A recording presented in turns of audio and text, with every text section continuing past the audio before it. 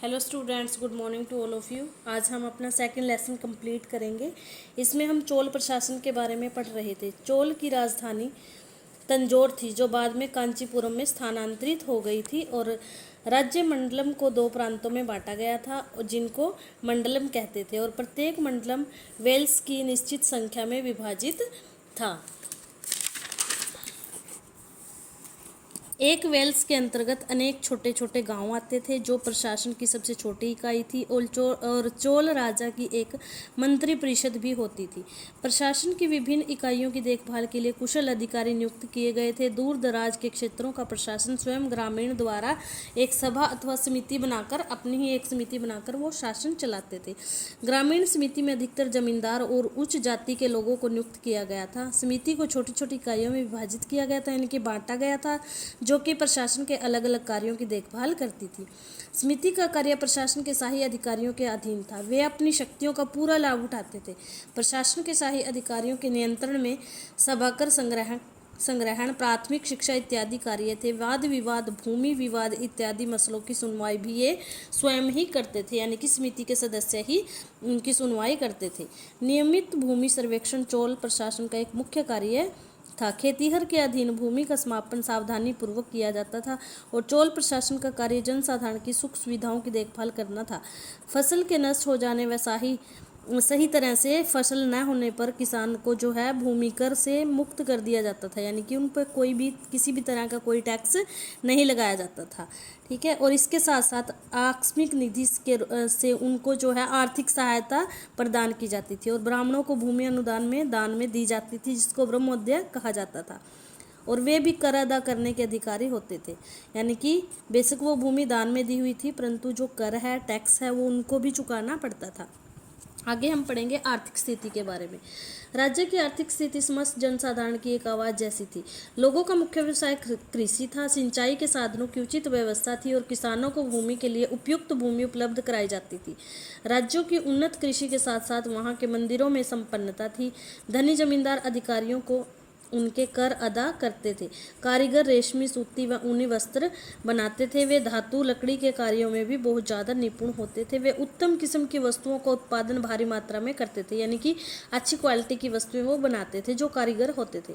आंतरिक व बाह्य दोनों प्रकार के व्यापार संपन्न अवस्था में थे। भारत का व्यापार पश्चिमी तथा दक्षिण पूर्वी एशिया के कई देशों के साथ होता था। वे वस्त्र, धातु, फर्नीचर व मसालों का निर्यात करते थे, यानी कि दूसरे देशों में इनको चीज़ों को वो भेजते थे, तथा अरब से अच्छी नस्ल के घोड़ों का आयात करते थे, और अरब से अच्छी नस्ल के घोड़े यहाँ पे मंगवाते थे। व्यवसायी और व्यापारी समाज में एक उच्च स्थिति का आनंद उठाते थे, यानी कि वो बहुत अच्छा ऐश्वर्यपूर्ण जीवन व्यतीत करते थे। उन्होंने अपनी एक मंडली बनाई हुई थी, जिसे मणिग्रामम कहा जाता था। सड़कों पर चोर और डाकुओं का कोई भय नहीं था, और व्यापारी तथा व्यवसायी सड़कों पर निडर होकर घूमते थे। नेक्स्ट है राजस्व के स्रोत, यानी कि सोर्सेज ऑफ रिवेन्यू। चोल प्रशासन में दो प्रकार के प्रमुख राजस्व स्रोत थे। फर्स्ट था हमारा भूमि कर तथा भूमि के उत्पादन पर राजस्व, और सेकंड था हमारा व्यापार कर। ग्राम सभाएं कर व राजस्व के संग्रहण के कार्यों के साथ बटी थी, और इस राजस्व का एक बहुत बड़ा भाग जनसाधारण की सुविधाओं, जैसे कि नहरों, तालाबों, कुओं, बांधों इत्यादि के निर्माण में खर्च किया जाता था।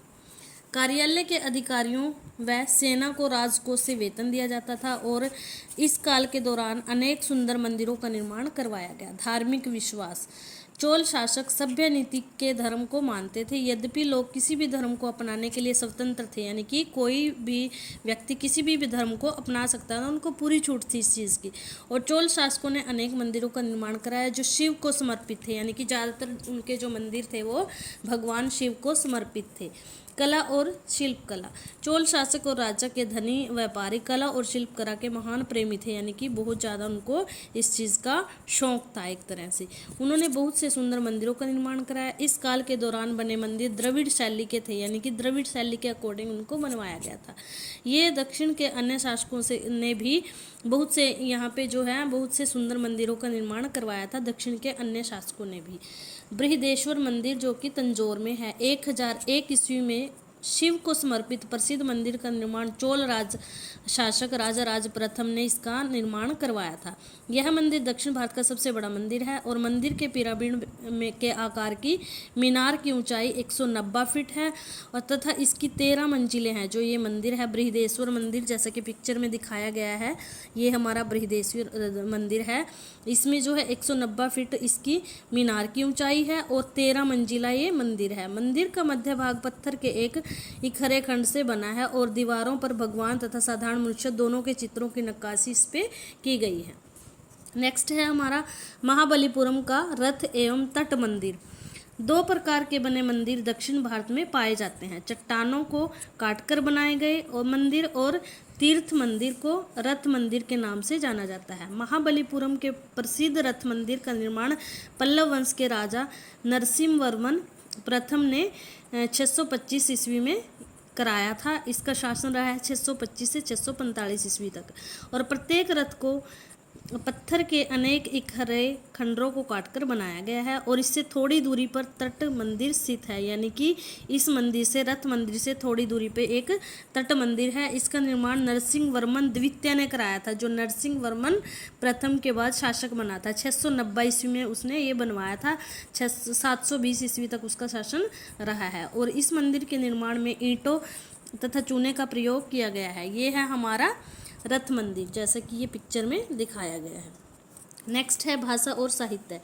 चोल काल के दौरान बहुत सी क्षेत्रीय भाषाओं जैसे तेलुगु, तमिल और कन्नड़ इत्यादि का विकास हुआ। बहुत से साहित्यिक कार्यों को इन भाषाओं में अनुवादित किया गया है। कवि कंबन ने रामावातम लिखी है, यानी कि कवि कंबम की एक बुक है जो कंबन की, जो कि इसका नाम है रामावातम।